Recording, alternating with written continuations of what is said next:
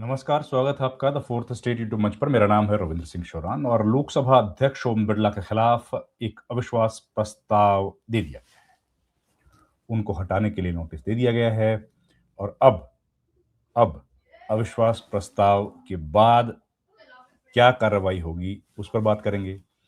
आज ओम बिरला सदन में क्यों नहीं आए उस पर भी बात करेंगे। बात करके ये भी जानेंगे कि इस अविश्वास प्रस्ताव का भविष्य क्या होगा। ये सब बातें आज हम लोग इस वीडियो में करेंगे।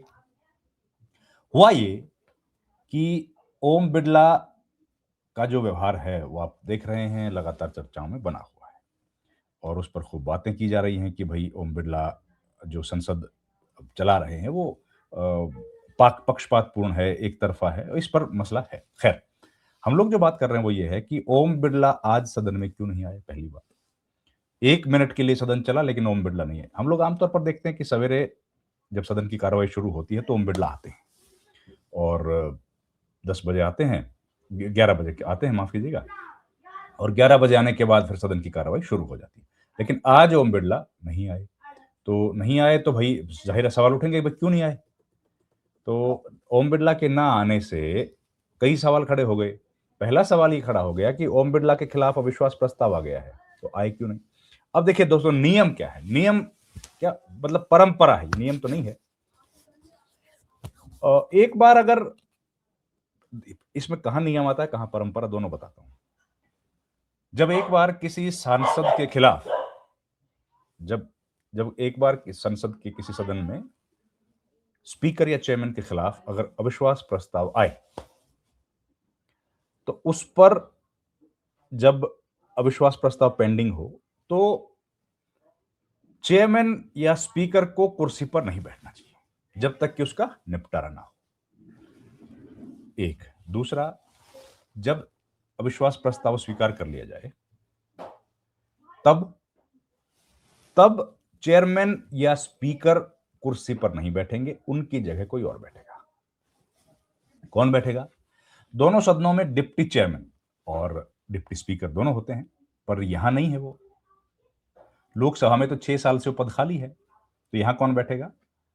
अब यहां कौन बैठेगा ये तो सवाल है। ये तो सरकार, ये तो स्पीकर तय करेंगे कि कौन बैठेगा, पर यह पद खाली है। आज डिप्टी स्पीकर का पद खाली है। खैर, अब सवाल यह है कि गैर हाजिरी में कौन बैठता है, वो अभी सवाल बना हुआ है। लेकिन नियम, परंपरा ये है कि जब अगर इस तरह का कोई विरोध हो या अविश्वास हो सांसदों को, तो स्पीकर को कुर्सी पर बैठना नहीं चाहिए। उम्मीद है वो नहीं बैठेंगे, उम्मीद है, इसीलिए ओम बिरला नहीं बैठेंगे। लेकिन ऐसा कोई नियम तो है नहीं। अब नियम नहीं है तो नियम की गैर हाजिरी में तो कोई भी बैठ सकता है। तो अभी लेकिन यह है कि ओम बिरला नहीं आए। 1 मिनट हाउस चला, ओम बिरला नहीं आए। लेकिन अभी जब हम लोग बात कर रहे हैं तो पता लगा है कि आज हाउस चल रहा है।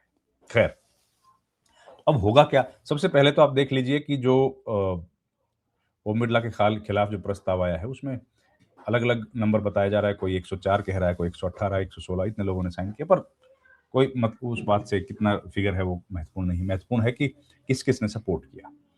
तो इनके सपोर्ट में जो आए हैं वो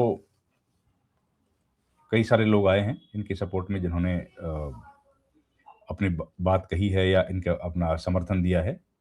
ये देखिए, ये ओम बिरला के खिलाफ जो प्रस्ताव आया है वो है, और उसमें तमाम बताई गई है, कहानियां बताई गई हैं कि क्या क्या किया है ओम बिरला ने। तो इसमें लिखा गया है कि ओम बिरला का जो रवैया था, जो व्यवहार था, वो सदन के अनुकूल नहीं था। बार बार पक्षपातपूर्ण रवैया अख्तियार किया गया। कई सारी बातें उसमें लिखी हैं। लेकिन देखिए, सवाल यह है कि ये बात आया पहली बार है प्रस्ताव, लेकिन सदन के भीतर जिस तरह का व्यवहार ओम बिरला का था वो लगातार विपक्ष के शंका में था।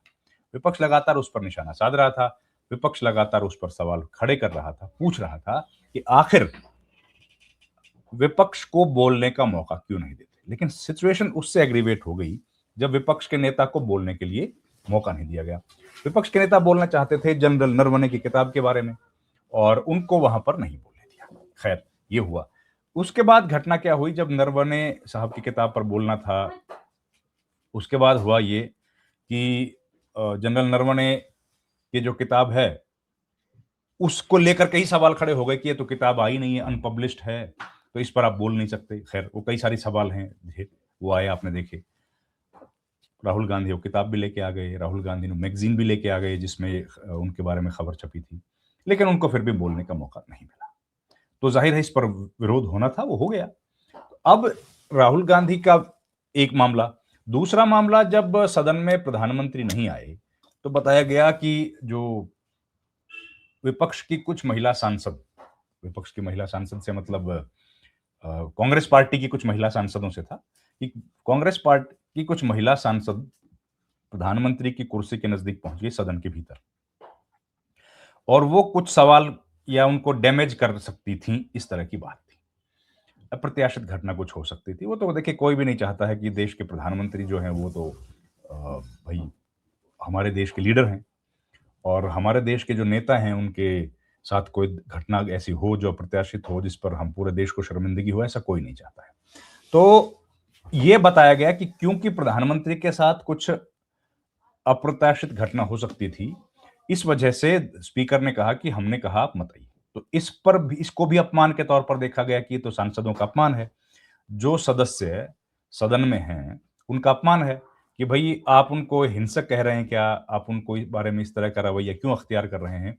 ये विरोध हुआ इस बात को लेकर के। कहने का मतलब ये है कि लगातार विरोध हो रहा है और स्पीकर अपनी बात पर अड़े हैं।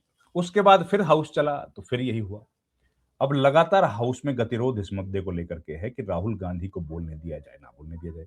अब राहुल गांधी को नहीं बोलने देने की वजह से, राहुल गांधी को नहीं बोलने देने की वजह से ओपोजिशन के दूसरे लीडर्स को भी बोलने का मौका नहीं मिला। मतलब डीएमके जो द्रविड़ मुनेत्र कड़गम है, उसका कोई सांसद बात नहीं कर पाया, अपनी बात रख नहीं पाया। कोई तृणमूल कांग्रेस का सांसद नहीं रख पाया। अखिलेश यादव की पार्टी समाजवादी पार्टी है, उसका कोई सांसद नहीं बोल पाया। और जितने भी पॉलिटिकल पार्टीज हैं, चाहे टीआरएस है, टीडीपी है, जो सरकार के साथ हैं, सरकार के खिलाफ हैं, कोई अपनी बात रख नहीं पाया, क्योंकि गतिरोध चल रहा है सदन में। और उसके कारण ये पूरी सिचुएशन इस वक्त अराइज हुई है। तो उसके बाद खबरें आई कि भाई ओम बिरला पर अब विपक्ष ने भरोसा खो दिया है और उनके खिलाफ आएगा अविश्वास प्रस्ताव। और आज वो अविश्वास प्रस्ताव अल्टीमेटली सबमिट हो गया। इसके पहले भी एक दो घटनाएं ऐसी हुई हैं जब अविश्वास प्रस्ताव आया है। तो अब बात करते हैं नंबर की। देखिए नंबर्स तो है नहीं, सरकार के पास नंबर्स तो हैं ज्यादा। मतलब सरकार स्पीकर को सपोर्ट कर रही है, तो अविश्वास प्रस्ताव तो गिर जाएगा, वो तो कोई संभावना नहीं है कि विपक्ष उसको जीत पाए। लेकिन सवाल यह है कि क्या इस तरह की सिचुएशन होने के बाद ओम बिरला को पद पर बने रहना चाहिए कि उनको इस्तीफा दे देना चाहिए? क्या अन एक देखिए अलग तरह की सिचुएशन इस वक्त पैदा हो गई है। इस वक्त जो सिचुएशन पैदा हो गई है वो सूट करने वाली नहीं है।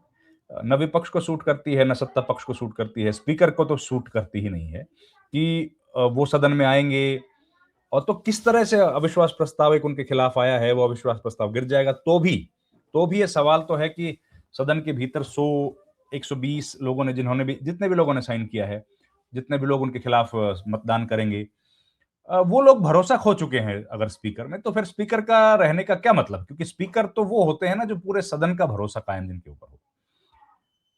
अगर वो कुछ सांसदों का भरोसा भी खो चुके हैं तो फिर उनको पद पर बने रहने का ठीक है कि नहीं है? खैर ये तो फैसला उनको करना, कानूनी तौर पर कोई बाध्यता नहीं है। अगर प्रस्ताव गिर जाता है तो ओम बिरला के ऊपर किसी तरह का कोई सवाल नहीं।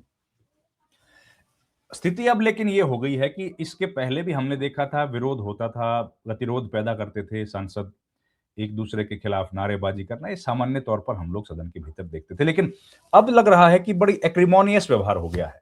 एक दूसरे के प्रति अ, सम्मान खत्म हो गया है, एक दूसरे के प्रति घृणा का व्यवहार हो गया है या नफरत का माहौल हो गया। और एक जो बैक चैनल टॉक्स जो हमेशा चलती रहती थी सदस्यों के बीच में या सरकार और विपक्ष के बीच में, वो भी खत्म होती दिख रही है। तो ये सिचुएशन देश के लिए तो ठीक नहीं है। भारत के लोकतंत्र के लिए देखिए महान लोकतंत्र है, 70 बरस 75 बरस शानदार एक हमारा लोकतंत्र का सफर रहा है। उसमें हमने कभी देखा नहीं कि इस तरह की घटना कोई हुई हो, लेकिन अब वो होती हुई दिख रही है। बातचीत खत्म हो गई, कम्युनिकेशन खत्म हो गया है और अब तो इस सिचुएशन यहां तक पहुंच गई है कि उनके खिलाफ अविश्वास प्रस्ताव तक लेके आना पड़ रहा है। तो प्रस्ताव तो गिर जाएगा, लेकिन साख बचेगी कि नहीं, अब ये सवाल है। इस वीडियो में इतना ही। और अपडेट आएंगे तो आपके सामने लेकर हाजिर होऊंगा। बहुत बहुत धन्यवाद। Thank you very much. नमस्कार।